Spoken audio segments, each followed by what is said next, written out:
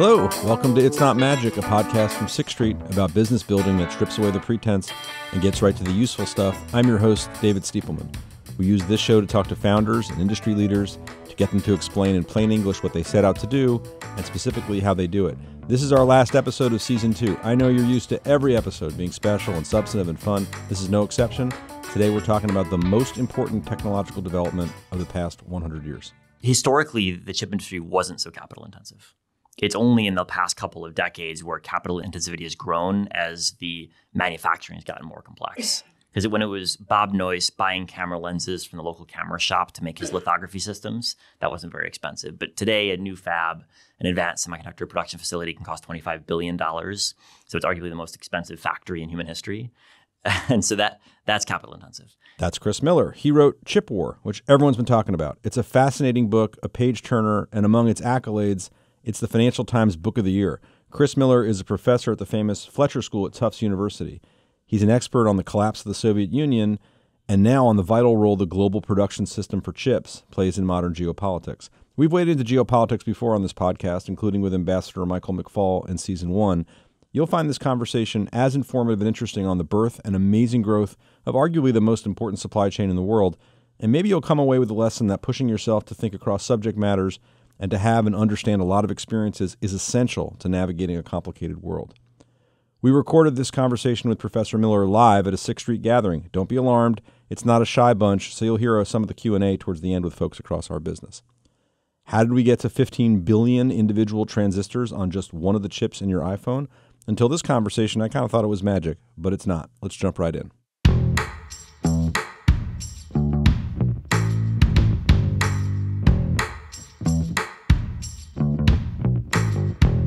So we agreed that we're not going to spend, the full time defining terms for people and arguing over what Moore's law is or if it's a law at all. So I'm going to try and show that you were such a good writer by summarizing very quickly, and you'll tell me if I got it right. Chips, semiconductors, integrated circuits, all the same thing. Correct. They are in everything. They're in our iPhones. They're in missile guidance systems. They do everything. They run the world. Correct. The more circuits, which are on-off switches, that you can get on you can pack onto a chip, the more sophisticated the instrument will be because you can put more computing power into the chip. That's right. Developing and making chips, it's super complicated. It's always changing, and there are very few firms, and it's highly interdependent. And depending on your a geopolitical kind of mood, it's either an ultra-efficient globalized division of labor or it's really bad because there's a lot of choke points. That's right. Fair. Okay. I don't want to lose there's a number of themes in the book. And one of the themes in the book is, holy mackerel, humans are amazing and have incredible ingenuity. So I'd love it if you could just describe to us what extreme ultraviolet light is and how it gets used and what's that all about? Because I think that will unlock a couple of things. So if you go to an Apple store and buy a new iPhone, the primary semiconductor in an iPhone will have 15 billion transistors carved into it. Each one of those is the size of a coronavirus, actually slightly smaller than the size of a coronavirus. And patterning these takes the most complex machinery humans have ever made. And one of the machine tools you need to pattern 15 billion transistors on a single silicon chip is called an extreme ultraviolet lithography tool, which shoots rays of light, photons, at a wavelength of 13.5 nanometers, which is important because visual light has a wavelength of several hundred nanometers, which is far too large to carve transistors. Visual light's too big, you need small wavelength light, but 13.5 nanometer light is hard to produce. You need to have a ball of tin, 13 microns wide, that's millionth of a meter, falling through a vacuum, pulverize it with one of the most powerful lasers commercially produced. It explodes into a plasma 40 times hotter than the surface of a sun. This emits light at a wavelength of 13.5 nanometers, which is then collected by a set of the flattest mirrors humans have ever made. Then it's directed via these mirrors at a silicon chip and carves 15 billion transistors into your iPhone chip. It's hard to comprehend. It's unbelievable. Can you describe how you actually... You take little balls of tin, you kind of increase their speed, and that's what you shoot into the laser into that. How did people figure that out? So it actually emerged from experiments in nuclear weapons. It turns out that's how they first began to develop the type of EUV technology. But for nuclear weapons technology, you need to do something once or twice or three times. For chip making, you need to do it a million times a day because there's lots of chips being produced and lots of transistors on each chip. And so the process of turning that science experiment into high volume manufacturing that we all rely on took 30 years. And today only one company can do it. And that's ASML in the Netherlands. How many parts in one of those machines, roughly? So ASML doesn't know. Several 100,000 at least. The laser component alone in an ASML lithography machine has 457,000 components. It's produced by a German company, and so the Germans know exactly how many components in their machines. But that's just one of the main systems. So overall, at least 1 million components, probably more. And all of those components have to work basically all the time, because if your mean time to failure is once a year, a machine with 1 million components never works. Right. And how much does this machine cost? Around $150 million a piece. It takes 3 or 4 747s to transport, and they've only sold slightly over 100 of them at this point because there are only a couple of customers in the world. Right. So when TSMC is making chips, is actually fabricating chips in Taiwan, they're getting the machine from the Netherlands. They're the only people who make this machine. Just to think about like all the different steps along the way in the process of making these chips is just unbelievably incredible. And while there's obviously these risky choke points, like just to think about the amount of human ingenuity that went into that is incredible. Let's take a bunch of steps back, decades back, in terms of like talk about how we started making chips and like the locating that in Silicon Valley, some of it in Dallas, Texas Instruments, some of the personalities that were there. How did this industry kind of form? So if you think back to computers in the 1940s, they were the size of a large room, and computers were powered by vacuum tubes, which are little light bulb-like devices that turn on and off, which were large, produced a lot of heat, also attracted moths, and so required constant debugging, which was a big problem in early computing. Still exists today in different forms, I guess. And these early computers were great for their purposes, but they couldn't be miniaturized. They were far too large. And so there was a race in the 1940s and 50s to find a way to miniaturize computing, and the transistor was the way to do that. In the late 50s at Texas Instruments and at Fairchild Semiconductor in California, 2 scientists began to combine multiple transistors on the same chip of silicon or germanium, and that produced the first semiconductor that we know it. And so in the early 60s, they began to commercialize these devices. The first commercially available semiconductor had 4 transistors on it. And then thanks to Moore's law, we've had tremendous growth since then. Maybe you should describe, I said we wouldn't do this, but describe Moore's law quickly, and it's not a law.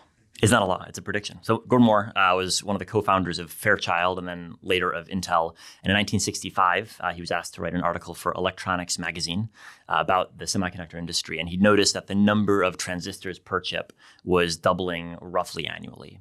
And he predicted that that would happen all the way through 1975, at which point there would be 65,000 transistors per chip, and that was true. And in fact, it's doubled once every year or two since then. Right. It's all the way up to the present. We've had a doubling, an exponential growth rate, which is, I think it's useful to think of where else in the economy do we see exponential growth rates? An example is hardly anywhere. Right. Like imagine if airplanes flew twice as fast every single year. Yeah, that's interesting to think about. And I'm going to ask you at the end, like I think I've heard you say you're a Moore's law optimist, and I'm going to ask you why. But let's talk about the businesses. We're here as a partner group. We're talking about our business, our cohesion as a group, how you work together. I'd love your observations, because there are some stories about, I mean, there's the traitorous 8, is that right, who left Shockley to form Fairchild, then Moore and Noyce go to form Intel. Like, why are they moving around? Like, do you have any thoughts on that? In Silicon Valley, there was an extraordinary willingness to leave your founding firm, even if it was founded by a Nobel-winning physicist, and start something new. And at this time in the 1960s and 70s, there was a sense, which was correct, that semiconductors were going to transform the world. And Moore and Noyce and people around them had this vision that, and Moore wrote this in his 1965 article, that in the future there would be personal computing devices, mobile communications, and at the time people thought he was a lunatic. Right. But in fact, he and people around him understood the vision that they were all buying into, and they weren't going to let any individual set of managers that disagreed with them stop them. And so they repeatedly left firms, and their colleagues repeatedly left their companies to found new startups that they thought had a better pathway to achieving this vision. I'm really interested in this because this is another theme of your book, which is like this generalist view kind of wins out. There's the physics, pretty important. There's the how do you manufacture efficiently, obviously very important. How do you and manufacture in an error-free way? And then there's this, like you were just describing, this ability to kind of see the field and understand that this is not going to be for military applications forever, and there's going to be this market that doesn't exist. And then there's like, how do you price it? How do you sell it? What do you think are common characteristics of those? I mean, this is the golden question for us. The characteristics of those firms that get that right, that see all of those things and are able to kind of execute on that. So I think if you look at the person who did that the best in early Silicon Valley, it was Bob Noyce, who founded Fairchild and then Intel. And he was an MIT-trained physicist, very brilliant in terms of his technical expertise. But what he was able to do is take the technical and envision a market that didn't yet exist. And not only that, he was able to explain it to everyone else who couldn't understand the technicals because he was smarter than all of his customers. He was smarter than all the people he wanted to sell products to. They weren't MIT physicists. That doesn't always, sorry to interrupt you, that doesn't always translate into being a good explainer or a good marketer. That's right. Yeah. But he was uniquely skilled at communicating his vision. And he employed lots of people who were not uniquely skilled at communicating. But he rose to the top because he was able to connect the business vision, the communication of that vision, with the fact that no one challenged him on his technical capabilities. And were they doing things, I mean, inside, whether it was Fairchild and then Intel, were they doing things inside of those firms to make those conditions kind of succeed? You know, in the 1950s and 60s, it was a bunch of 28-year-old guys who just graduated MIT, so they didn't have a lot of business strategy. and Noyce himself was a bad manager. He was a visionary. Oh, interesting. But once Intel started growing into a sizable firm, he wasn't interested in management. People thought he was pretty disorganized. Gordon Moore actually provided some of the initial rigor, and then Andy Grove, who would become Intel's most important CEO, was the one who actually made sure the organization ran in an efficient manner. But Noyce had the ability to articulate the vision that was able to get everyone to buy in, the workforce, the customers, the suppliers, the funders, that set him out from all his peers. I want to talk about the funders in a second. You know, you mentioned Andy Grove, and I think you group him with a couple of different people in the book. Marita who found Sony Morris Chang, who I think is still around, and that's right. and I think you probably talked to him. So I think you did talk to him. So I'd love to hear about that. I also would add to that list Lynn Conway, who transitioned from being a man to a woman in 1968 and got kicked out of Xerox and ended up in Silicon Valley. I'm going to group those four people together as kind of like outsiders. Andy Grove was a Hungarian Jew, grew up under the Nazi regime and then the Soviet regime, and had some terrible experiences. Then similar experiences in Asia for those two guys in World War II in Japan and in China, respectively. Like, is there something to that? Like, are they like outsiders who just don't? I don't want to put words in your mouth. Is there some kind of common characteristic there that made them effective visionaries? You know, I think it's certainly the case that there were a ton of immigrants in the founding days of Silicon Valley. 2 out of the 8 founders of Fairchild were not born in the U.S. And you look through the firms that made up early Silicon Valley, and that was definitely true. And partly that was because there was nowhere better in the world to work than Silicon Valley at the time. It wasn't called Silicon Valley then. We're being ahistorical. It's called the Bay Area. Not until 1971 was it actually given the name Silicon Valley.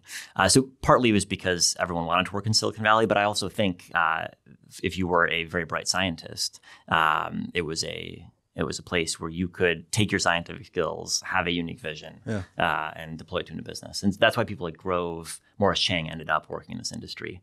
Lynn Conway is different, I think. She started her career as a computer architect at IBM. And so had a background in how do you actually design computers, not chips themselves, computers. And she, after being fired from IBM very unfairly, she found her way to Silicon Valley and was shocked to find that semiconductors were still designed by hand at that point. So you had tens of thousands of transistors designed by hand. And she said, well, computers are very efficient. Let's use computing to design semiconductors. And it set off a revolution in chip design that continues to this day. Right. I mean, it has to be a major driver of Moore's law that you're able to do those designs you couldn't possibly do by hand. And Moore's law begets Moore's law. Yeah. Geometrically, you would expect that. You know who a character I really liked in the book, he's a person, Jack Kilby. I love that story of him. To tell the story of him showing up in the summer, no one's there in Dallas. It's hot. We have some people from Dallas here. It's hot in the summer, they tell us. What did he do? So at the time, Texas Instruments had a policy of everyone got July off for vacation, perhaps because it's so hot. But you only got your July off if you'd passed a certain tenure. And Kilby arrived for work in Texas too soon to get his July off, so he was free in the lab. and spent his summer tinkering away, trying to find ways to produce transistors that were more effective and had lower failure rates. And this is like the mid-late 50s, right? This is 1958. Yeah. And he had the idea of, well, let's put multiple transistors on the same chip, which is not a radical idea, but no one had ever done it before. And so alone, basically in the lab, he started tinkering and developed a prototype that he convinced his colleagues very quickly could transform the industry, because you'd have failure rates rapidly decline when you didn't have to attach two separate devices. They were just carved into the same block of material. It's a pretty good first month at work. It's kind of ironic. I was reading it, like the chips beget all this technology that kind of reduces the likelihood that you're ever going to be alone by yourself tinkering ever, which is kind of sad. Let's talk about Intel, because Intel is a really interesting story. They were nimble at shifting from kind of being freewheeling to deciding, you know what, we've got to actually like automate, routinize, and just pump out chips. So how did they make that transition, and then what happened to them? So Intel was founded in the late 60s to make memory chips. And at the time, they saw themselves as a tech-focused firm, not a manufacturing-focused firm. And their technology was quite good, but memory chips were a business that was commoditized pretty quickly in the 1970s. And so their margins fell. They faced a pressure in the market share.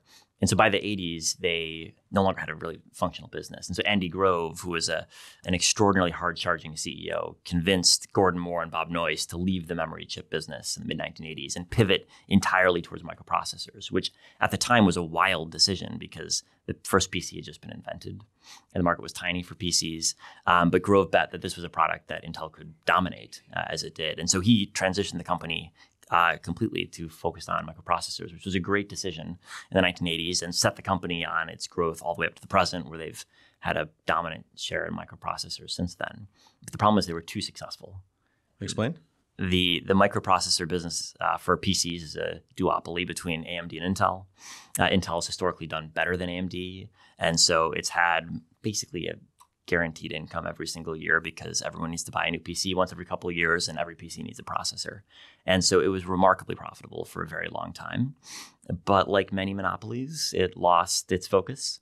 And over the last decade, it's had really severe issues in missing deadlines for new technologies and in missing key technological shifts. So the smartphone. Steve Jobs went to Intel and said, will you build us a chip for a smartphone? And Intel said, well, it seems like a pretty low volume product. Said no. That was an error. Second, AI. Intel was behind the curve on AI and still is in the process of trying to catch up to companies like NVIDIA. And so it's a great success story of American capitalism, but it also shows the dangers of being too successful. Right. Can we talk about the funding models? Because we were talking about ASMC before, and it's $150 million to build this machine. It took them 30 years. Let's talk about the CHIPS Act also. What's the right model? Because these are incredibly capital intensive things. They're strategically super important. We're talking about, like if the government is your main customer, that's probably not a position you want to be in either. And the fact that the industry grew so much because of the vision that there was going to be a private consumer market was super helpful. What's the right model? Like what do you think the government ought to be doing? If anything, I don't want to presume that the government should be doing anything. Yeah. So historically, the chip industry wasn't so capital intensive. It's only in the past couple of decades where capital intensivity has grown as the manufacturing has gotten more complex. Because when it was Bob Noyce buying camera lenses from the local camera shop to make his lithography systems, that wasn't very expensive. But today, a new fab, an advanced semiconductor production facility, can cost $25 billion. So it's arguably the most expensive factory in human history. And so that's capital intensive. And so there you've got a tiny number of companies that can afford that. They all basically benefit from either an oligopolistic market that they sell to or government backing or both. And it's almost impossible to imagine new entrants that aren't backed by governments. You made some comment that I wanted to follow up on, and I couldn't believe I was reading this book and I was going to get to ask you this question, or any questions. Awesome. You talk about DARPA, right? The sort of R&D arm of the Pentagon. And you make a nuanced point, I think, which was, you want DARPA like pumping money into the system and like trying things out and encouraging innovation and funding it, but you don't want it to have too much oversight because what was that point? Can you elaborate on that? Well, I think there are two interesting things about DARPA. The first is that DARPA has no career employees. So people come to DARPA for a 5-year stint or so from VC firms, from academia, and then leave. So they've got a set amount of time to accomplish their goals. And so that lights a fire under them and has them focused on accomplishing some sort of unique technological goal. And they got a specific program they're trying to produce some sort of new capabilities in. And that's a really unique model. Very few organizations work that way. But second is that DARPA's got a big budget, but it's hidden inside of the world's largest budget of the Pentagon. And so Congress doesn't really know what goes on in DARPA. I like how your voice got very low there because we're not. Okay, we'll talk about whether this ends up in the recording or not. If you did a study of their success or failure rate, their success rate is not that high because they're taking wild bets on untested technologies. But that's their point. Nowhere else in the government could you get away with that, probably justifiably so. But in the Defense Department, you can. Because you can call it a security investment, and it is. And so as a result of that, DARPA has failed repeatedly, but had some pretty big successes as well. And a lot of the interesting successes of DARPA are programs that looked like failures at first, and then 10 years down the road, somebody realized, oh, this failed project would be pretty interesting in a different use case. It sounds like a Batman movie, but what's an example of that? If you look at an iPhone, for example, a lot of the technologies in an iPhone have their origins in DARPA programs. Now, the DARPA program manager was not thinking, let's create an iPhone, right? But from GPS to the displays, to the chips inside, it's hard to find a consumer electronics device that doesn't have part of its origin in a DARPA program. Got it. Russian history, Russian intellectual history, economic history, is this a departure for you, or was this an outgrowth, this project on working on chips? I started planning to write a book on the Cold War arms race. I want to understand what explains why the Soviet Union and the U.S. were both able to produce the key military technologies of the early Cold War, nuclear weapons and long-range delivery systems. But by the end of the Cold War, the Soviets weren't able to keep up, which sort of seemed, we take it for granted, but it sort of seemed puzzling, actually. Smart physicists, well, they had those. Lots of capital investment, they had that. Good education system, massive defense budget. What went wrong? And it became clear as you start looking through defense technologies that actually the key transformative component in all military systems over the past half century has been computing power. And it's not a coincidence that semiconductors emerged for missile guidance systems during the Cold War. You talk about the Soviet efforts to steal this technology, and they were remarkably successful at reconstructing things, but why didn't that help? Well, the problem in the chip industry is that there's two problems. One is that if you buy a cake, you don't necessarily know how to bake it. Same thing if you steal a chip, you don't necessarily know how to make the chip. And the second is that even if you find out how to make the chip 5 years later, well, Moore's law has raced ahead and you're far behind. And the Soviet Union was focused on copying from day one. They actually had students in physics at Stanford in the late 1950s and early 1960s studying with Bill Shockley, who just won the Nobel Prize for inventing the transistor. And several of these students came back to the Soviet Union, handed chips that they had pocketed to the Soviet radio electronics minister who was in charge of the electronics industry. And at one point, he handed a chip back to them and said, copy it. And that was the origin of the Soviet chip industry. And copying seemed like a good strategy because it worked really well with the atomic bomb. Yeah.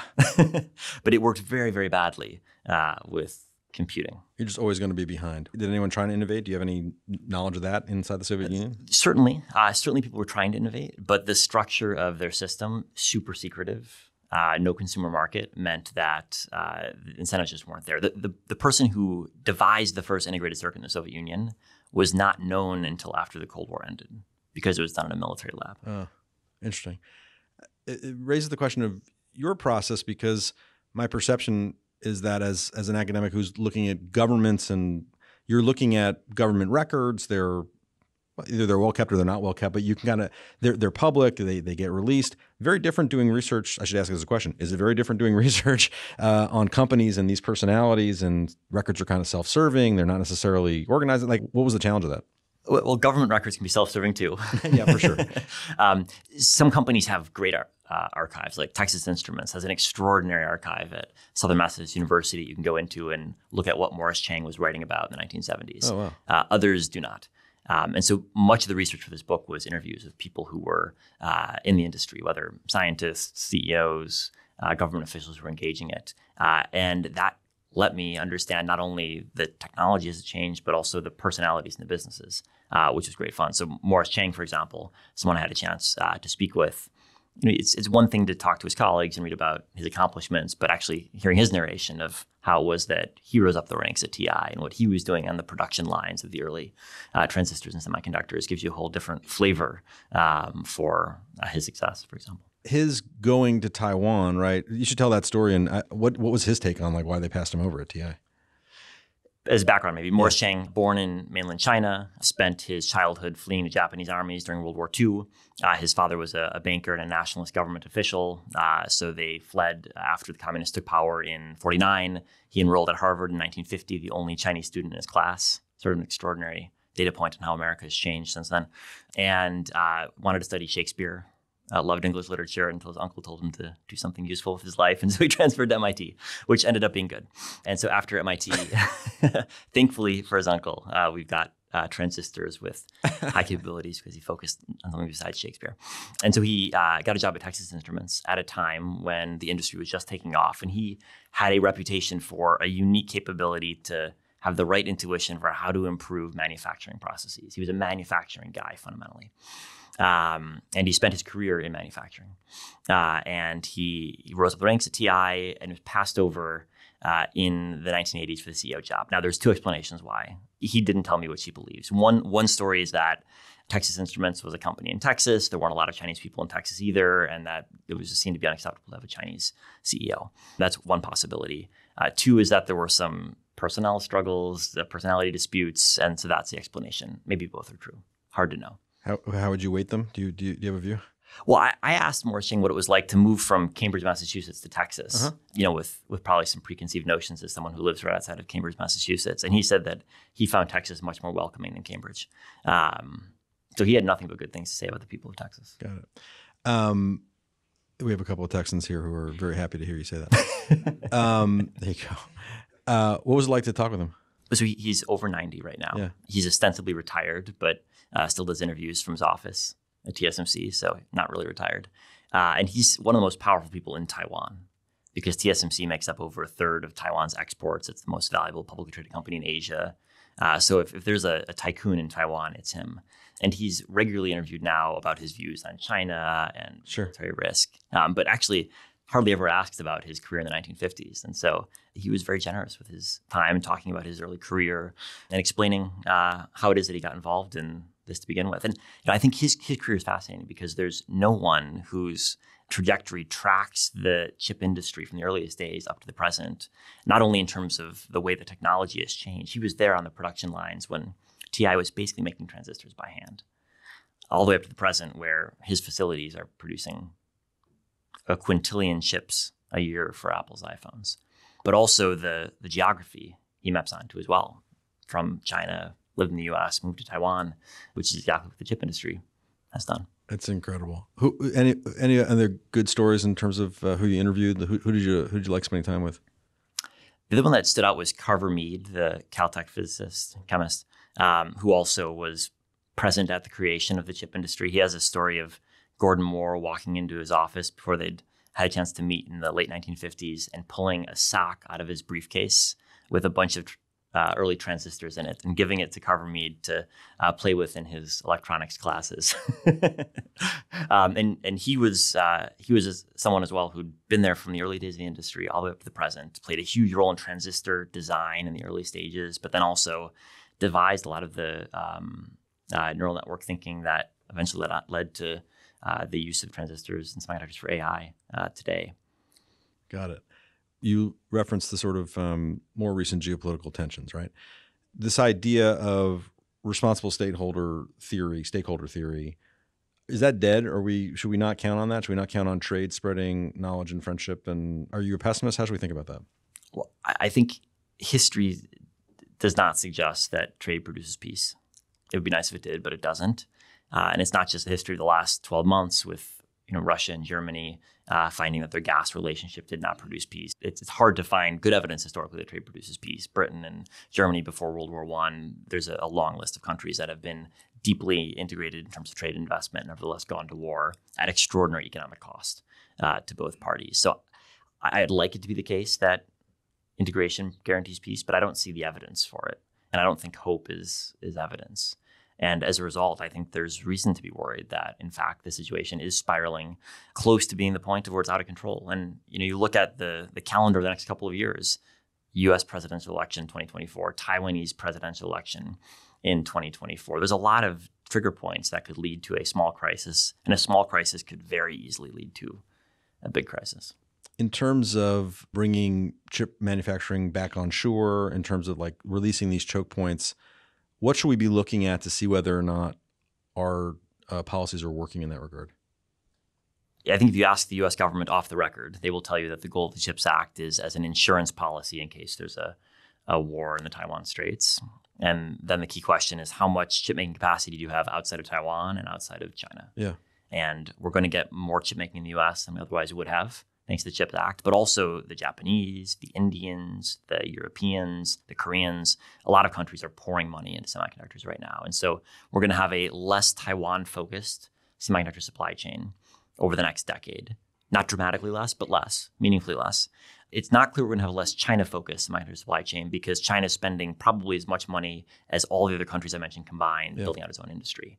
And so that creates a very interesting dynamic where you have risk of overcapacity because everyone is trying to provide themselves with an insurance policy. That's interesting. I mean, we also block the sale of components to companies that would then manufacture in China. What are you looking at to see when that's working? I saw some announcement last week, I think on Bloomberg or something, that China announced that they were reducing funding to chip research, which I think was met with a lot of skepticism. Yeah, that was one Bloomberg headline that seemed to contradict the last decade of Bloomberg headlines. So I don't read too much into that. I think the U.S. government is focused on controlling the transfer of advanced GPU chips, the chips that you use for training AI systems in data centers, to China, on the grounds that you can't train AI today without access to advanced data centers. Advanced data centers need these chips, and these chips are all produced in Taiwan. The U.S. has a chokehold over them. Right. And the goal that Jake Sullivan, the national security advisor, very clearly and explicitly articulated in a speech last September is to stop China from developing as advanced AI systems as the U.S. and its allies for civilian or military purposes. Got it. Let's talk about the future a little bit. You're a Moore's Law optimist. What does that mean? There's a lot of people who look at the trajectory that companies like TSMC have sketched out, and they've got a 5 to 7 year roadmap as to how they're going to keep shrinking transistors smaller and smaller. And they say, well, after 5 or 7 years, no one knows what's next. That's true. No one knows what the next innovation is going to be that lets you shrink even further. But that's always been the case. Going back to the 1980s, you can find very esteemed computer experts saying Moore's Law is almost dead. Gordon Moore himself in the 2000s said he couldn't imagine how it could be continued. Carver Mead said something similar around the same time, and it's always continued. So I am a Moore's Law optimist. I think the amount of money going into R&D, the amount of different techniques we have to keep, it's not just shrinking transistors, we can stack transistors, we can reorganize chips to provide more floor space for transistors. There's lots of different techniques at play. And so I'm just really skeptical that given the focus and given the track record, we're going to face a limit to computing power. Now, there's one key caveat, which is that Gordon Moore's, the proper articulation of Moore's Law, as he put it in 1965, was that not only would the number of transistors double every year or two, but the average cost per transistor would decline. In other words, we get a free lunch of computing power every year or two. And that historically was true. That relationship broke down about 5 years ago. Huh.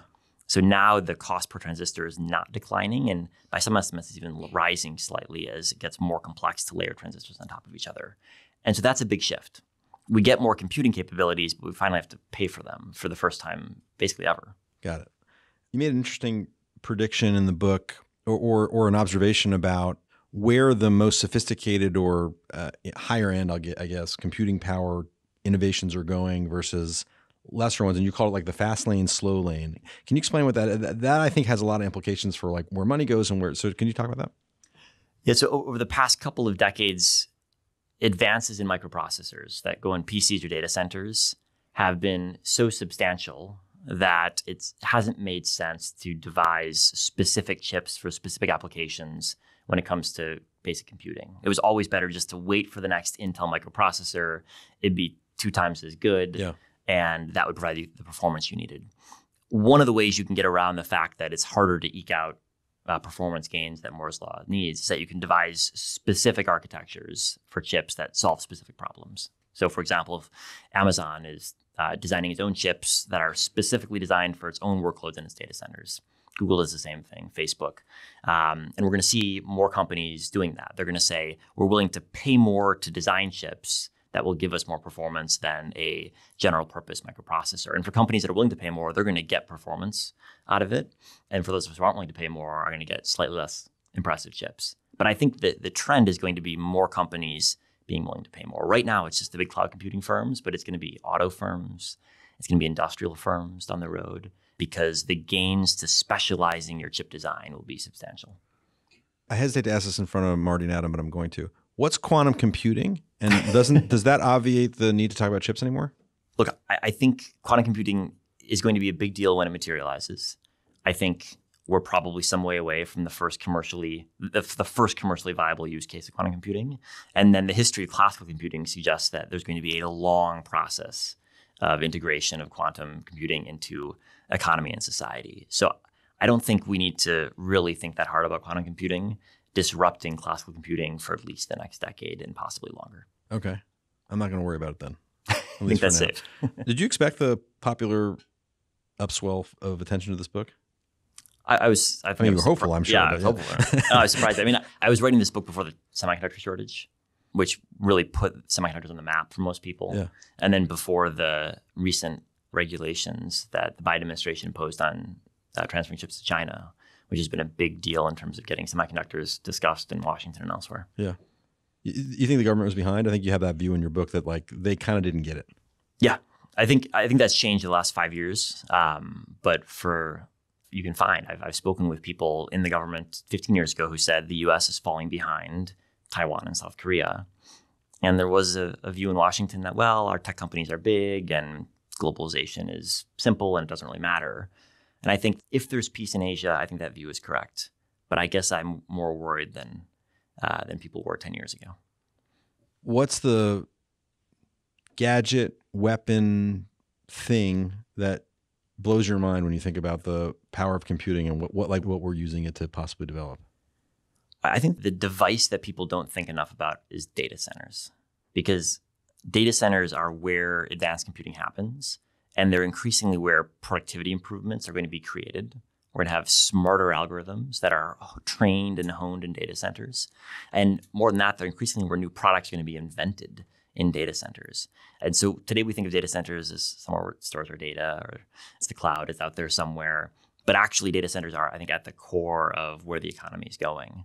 And as a result, the chips that go in data centers will be more important in 10 or 20 years' time than they are today. I sort of think of data centers as the factories of the 21st century. And the chips are the machine tools that are hammering out new products for us. Huh. I want to open it up to questions if people have them. And if you're willing to do that, I think you are. So by some accounts, China hasn't gotten much out of its vast investment in semiconductor technology or building their own capability. Why? And do you think that will continue or will change?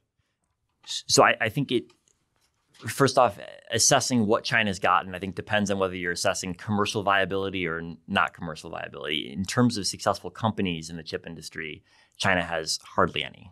And those that have been successful have only been successful thanks to really dramatic amounts of government subsidies. Why? I think the answer is because it's really hard. The trend in the chip industry has not been of catch up, but of falling behind.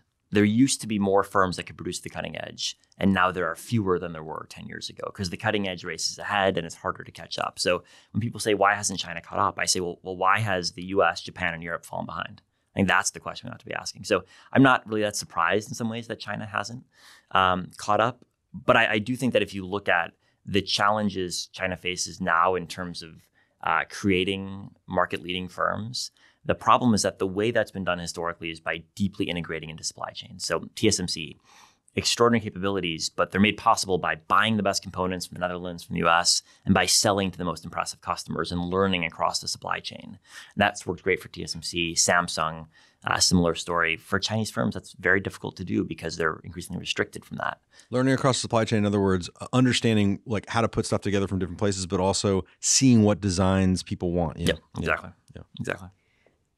This is veering into opinion territory, but if all of these other countries are taking out insurance policies and sort of devaluing Taiwan's own insurance policy, do you have thoughts on implications, other things that they or other countries should be doing? Well, it's an interesting question for Taiwan, because right now TSMC is the most important business by far in Taiwan, and the semiconductor industry in general is Taiwan's most important sector. And so the Taiwanese are deeply worried that the U.S. and Japan and others are hollowing out their industry. And there's actually a little bit of truth to that, in that we're directly subsidizing TSMC to build facilities here rather than there. I think it's a really complex balancing act that's got to be struck. And on the one hand, the U.S. is defending Taiwan, putting the lives of Americans on the line to defend Taiwan. So the U.S., I think, is implicitly telling Taiwan, you got to play ball. We're putting something on the line for you. You need to help us in case something goes wrong. But it's a very complex and unpleasant discussion to be had. And if you talk to U.S. officials on the record, they wouldn't even mention Taiwan when it comes to semiconductor because it's too sensitive. Off the record, of course, everyone understands that the CHIPS Act is as an insurance policy. And of course, TSMC is building a big fab in Arizona. In Arizona, yeah. As well as one and possibly two in Japan, and probably one in Germany down the road. Got it. Just curious, do you think the CHIPS Act goes far enough? And if not, where is it deficient? And then what about the other, Asia, Europe? Are they thinking in the same terms that we are about having to defend this technology? Yeah. So I think, my sort of simple math of the CHIPS Act is, take your probability of blockade or war in the next 10 years, and that'll give you your estimate of how much you ought to spend on the CHIPS Act. And so it seems to me that the $52 billion that have been allocated assumes a pretty low probability of war. Who knows what the right number is? We could debate it. I probably would take out a larger insurance policy. I think other countries are doing the exact same thing. Europe's going to spend 40 billion euros or so on its own CHIPS Act. Japan is having TSMC invest in Japan. India is trying to make a big play to become a player in the low end of the chip making industry. So there's lots of other countries that are undertaking similar policies, precisely with this diversification insurance policy mindset. What lessons can be drawn to chips that you have learned from all the work and study you've done on the Soviet Union in the Cold War? Like when you sort of take the pattern of things that happen and apply it to here, how do you think about that? Yeah, I think the key thing that I learned while doing the research is that I thought technological advances were about improving the technology. And that's sort of true, but it's actually about finding a market that's going to allow the technology to be improved.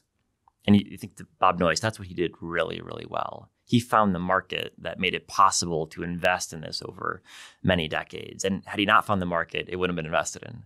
And so I think it's very impressive that he was one of the two people to invent the integrated circuit, but that on its own did not give us an iPhone. And to me, it's the matching technology to market that is underestimated, and that's what the Soviet Union did a horrible job at it. They had great physicists, great theoretical physics, great experimental physics, applied physics across the board. But unless you've got a use case and a funding model, you can only go so far. Yeah, I mean, we did a little of this before. I just want to press on it. Like, is there a characteristic of Bob Noyce or a characteristic of the firm that he built that like makes it more likely that you will be able to see that field? I'm struck by his communication ability to explain what it was he was doing. There's a great anecdote of him. I think it was at his 40th birthday. They were on a party bus with his parents. And he held up a chip. And this was at a time when no one knew what a chip was, and said, "This will transform the world." But he was able to convince people that, in fact, it was something truly revolutionary. I mean, it's sort of like, maybe this is a bad analogy, but sort of like Elon Musk and electric vehicles. People thought they were not really going to happen. They weren't really cool. And then he's found the market for them. Yeah. Maybe that's a bad analogy. I don't know how you guys feel about Elon Musk. But I think there's something to that communication ability that is critical. And it's not just the technical capabilities. If the analogy works, it's fine. Okay. It's fine. Are you going to let your students use ChatGPT? Like, are you going to forbid it, or are you going to like put guardrails around it? I don't think I want students writing papers on ChatGPT, but I'm not someone who's afraid of it. I think it's great. I use, when my Gmail suggests how to end sentences, I use that. We all do, right? No, I don't. I refuse to. No, I refuse to. I have to, everything I'm representing that's composed by me has to be composed by me. I don't want to misrepresent. I trust Google to finish most of my sentences. Well, thanks. I mean, it's a great book. We really appreciate your time, and this has been super interesting. So we appreciate you being here. Thank you. Thanks for having me. Yeah. That was professor and best-selling author Chris Miller. We spoke with him on January 31st, 2023, when he joined us live to speak with senior leaders of 6th Street. The history of the chip industry is full of mind-bending technological solutions, and it's one of those stories that makes me marvel at what humans can do together. But honestly, my biggest takeaway was that the generalist, the broad thinker, the multidisciplinary perspective, that makes all the difference. As Chris Miller told us, the physics was a necessary condition for what the chip has meant for the modern world, but so is a free market economy and marketing vision, the ability to communicate, the willingness to tinker, and the ability to be a decent manager of humans. The practice and mindset of intellectual openness to follow paths to wherever they lead means you have a shot at navigating hard questions of when do you copy and when do you innovate? How do you know when to pivot? What will the use cases that you can't necessarily see? And who are the right people for the key seats at a given time?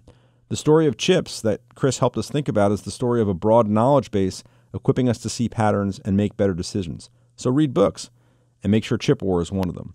Thank you again to Chris Miller for joining us at our event and for being a part of this podcast. You've been listening to It's Not Magic, a 6th Street podcast. You can read more about our guests on 6thstreet.com and subscribe wherever you get your podcast.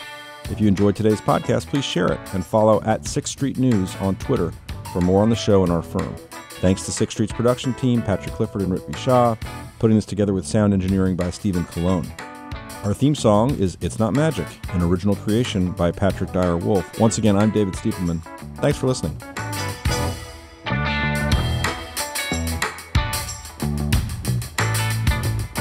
The views expressed in this podcast are not necessarily those of 6th Street, and 6th Street is not providing any investing, financial, economic, legal, accounting, or tax advice or recommendations in this podcast. Please see additional disclosures on our website for more details.